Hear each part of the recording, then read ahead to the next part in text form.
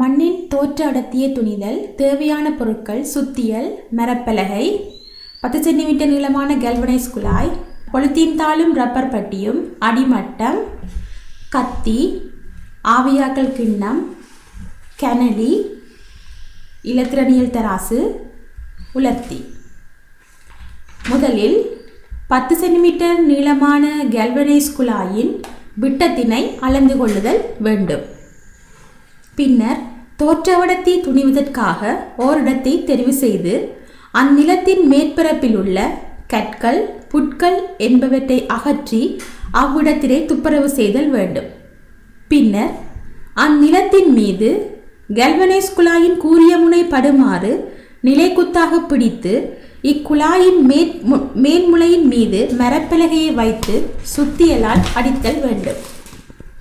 கல்வனைஸ் குழாய் முழுவதும் மண்ணினுள் இறங்கிய பின்னர் குழாயை சுற்றி வர உள்ள மண்ணை அகற்றி மண்ணுடன் கூடிய குழாயை கவனமாக வெளியே எடுத்தல் வேண்டும்.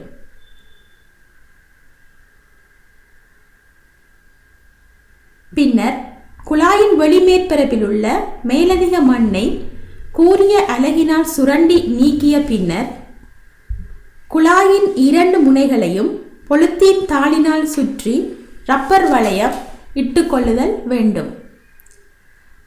அதன் பின்னர் இந்த மண் மாதிரியை கவனமாக ஆய்வு கூடத்திற்கு எடுத்துச் செல்லுதல் வேண்டும்.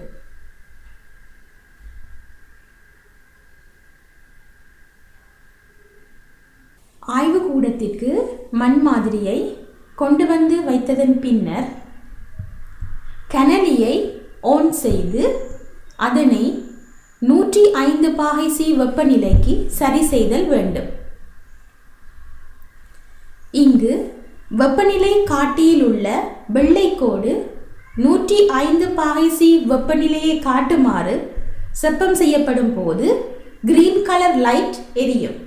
கனலியானது 105 பாகை சி வெப்பநிலையை அடைந்தவுடன் கனலியில் ரெட் கலர் லைட் எரிய தொடங்கும்.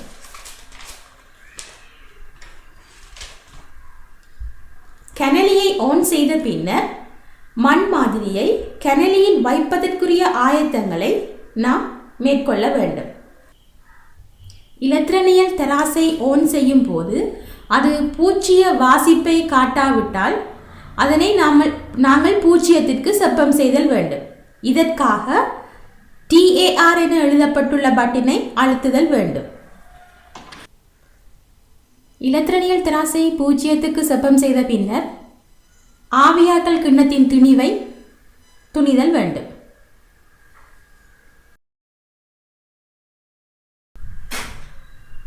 தற்போது கனலியானது 105 பாகை சி வெப்பநிலையை அடைந்துள்ளமையால் ரெட் லைட் எரிவதை காட்டுகின்றது.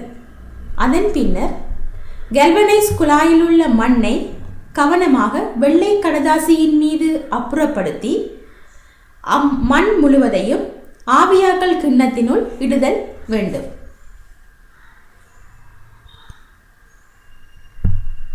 பின்னர் இந்த ஆவியாக்கல் கிண்ணத்துடன் கூடிய மண்ணை கனலியினுள் வைத்தல் வேண்டும்.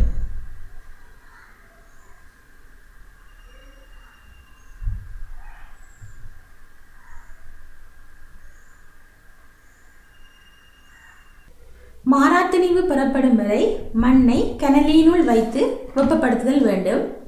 ஏறத்தாழ 24 மணித்தியாலங்களின் பின்னர் மண்ணை கொண்ட ஆவியாக்கல் கிண்ணத்தினை கனலியில் இருந்து வெளியே எடுத்து உலர்த்தியில் வைத்தல் வேண்டும்.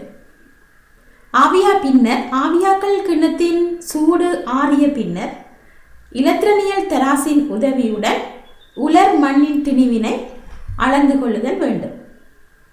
இங்கு ஆவியாக்கல் கிண்ணத்துடனான உலர் மண்ணின் திணிவு 84.48 கிராம் என துணியப்படுகின்றது. இனி கணித்தல் செயற்பாடுகளை பார்க்கலாம்.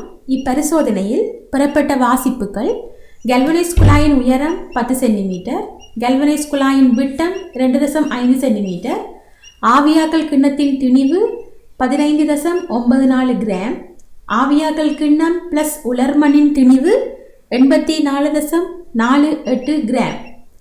இனி மண்ணின் தோற்ற அடர்த்தி சமன் உலர் மண்ணின் திணிவின் கீழ் மொத்த கனவளவு. இங்கு உலர் மண்ணின் திணிவிற்காக W2 மைனஸ் W1 போடப்படுகின்றது. மண்ணின் மொத்த கனவளவுக்காக πr வர்க்கம் h. இங்கு W2க்காக 84.48 மைனஸ் W1ற்காக 15.94 பிரதியிடப்படுகின்றது. πr வர்க்கம் h மொத்த கனவளவை குறிக்கின்றது. இங்கு பைக்கு பதிலாக 22/7. இங்கு கல்வனைஸ் குழாயின் விட்டம் 2.5 சென்டிமீட்டர் என துணியப்பட்டது. ஆனால் 6 என்றபடியினால் அதனை 2ஆல் வகுக்க வேண்டும். ஆகவே 2.5/2 தர 2.5/2 தர எச்சிற்கு பதிலாக 10 சென்டிமீட்டர் போடப்படுகின்றது. இதனை நாம் சுருக்கும் போது தரப்பட்ட மண் மாதிரியின் தோற்ற அடர்த்தி பெருமானமாக 1.39 கிராம் per சென்டிமீட்டர் கியூப் பெறப்பட்டுள்ளது.